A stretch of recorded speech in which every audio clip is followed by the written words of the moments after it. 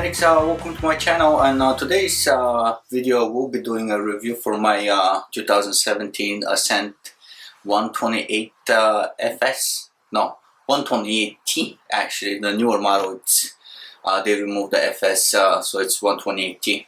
But let me give you a little bit of background for how long did I had it.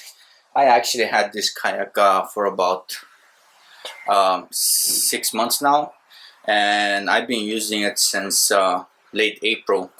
I go out pretty much every weekend or every other weekend. Mostly right now it's every weekend with that's it, we're going fishing. And we met up a couple of buddies, and we take it out every weekend. And I want to give you a little bit of rundown with few stuff that I came across that kind of bothered me, but I'll let you guys decide. But the overall review for it, I mean, I love it. For the price range, I think it's one of the best. If I could do it all over, I'm pretty sure I would have bought the 128T again. I mean, like I said, for less than $900, it's all worth the money. I have made a video about with some of the mods that I did on it. Well, actually, let's go over it again. I put on a Scotty rod holder. It makes it a lot easier when I'm fishing and pedaling, and it's adjustable. So on that part, I mounted a camera mount right in front. I haven't used it yet, but it works.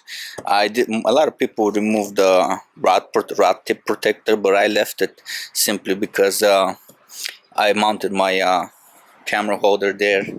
I got the fish finder mounted on this, on the bracket. This is also from Scotty. It's a pretty okay setup. There is a lot better ones out there. It just it's a little bit loose, as you guys can see, and the reason it's a little bit loose is because the rail, it's loose. Pretty much when you buy a Ascent, you have to tighten up every single screw there is on the kayak, especially with the seat. I mean, I had to retighten the seat, all the bolts, and all the screws. I was getting a little bit water inside the kayak. I thought maybe it had a hole or whatever, but it turned out to be just since I switched the direction of the storage over there. It was sucking in water from there when I'm pedaling.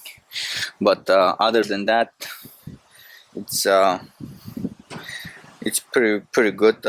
Right now I sealed up all the compartments again. So today I was fishing and I didn't have any water in.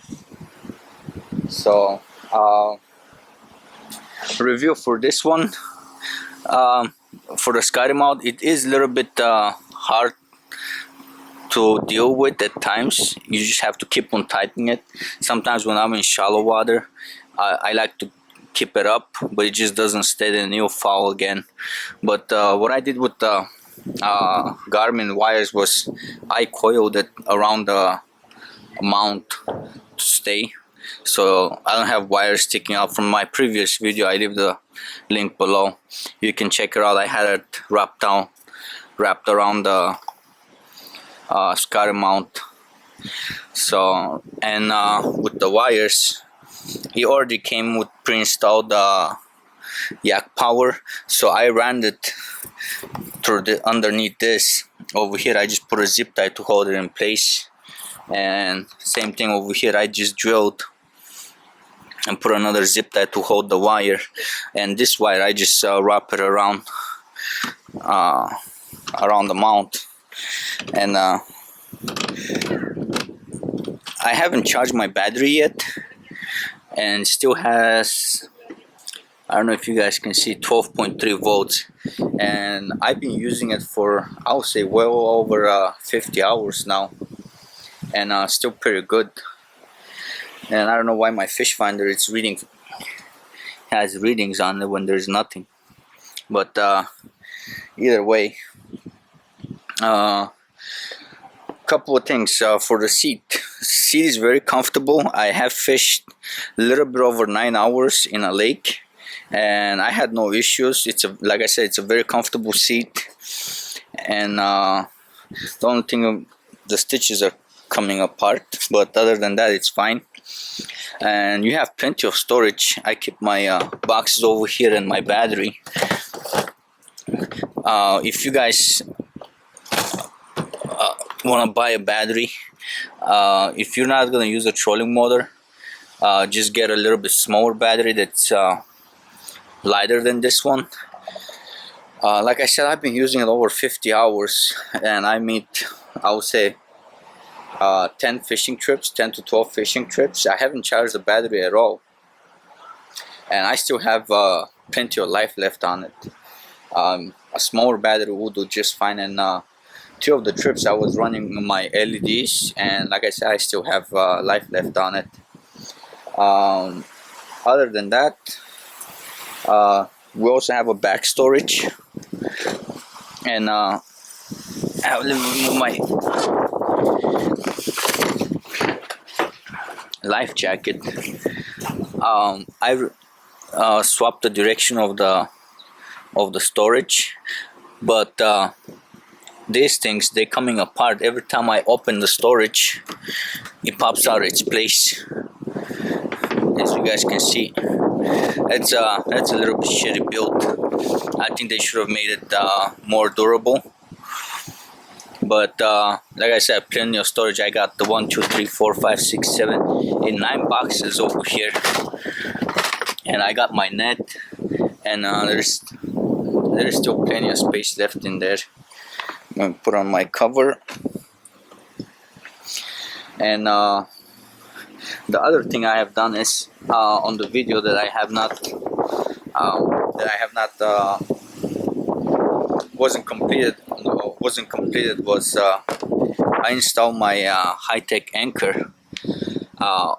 With the anchor system that I got, when I'm pedaling, it does slow me down. So is the fish finder mount at the transducer bracket. But the main issue I have is with the anchor. I mean, it's a pretty nice system. It does, like I said, if you're not trying to move fast, and this anchor works. If you pull it, and you can, if you hold it up, actually you have to hold it up, and it goes down, and you can just, in order to lock it, you just let it go, and it just locks itself over here, so it does hold you. Just I need a better anchor than this little 3-pound, because in some cases the wind drags me. If it doesn't get caught up on weeds and grass, it does not hold me at all. It just slows me down. But if you want to pull it up, all you do is just raise it, and it goes up, and then you let it go, and it just stays there. So that's a pretty cool system that I got.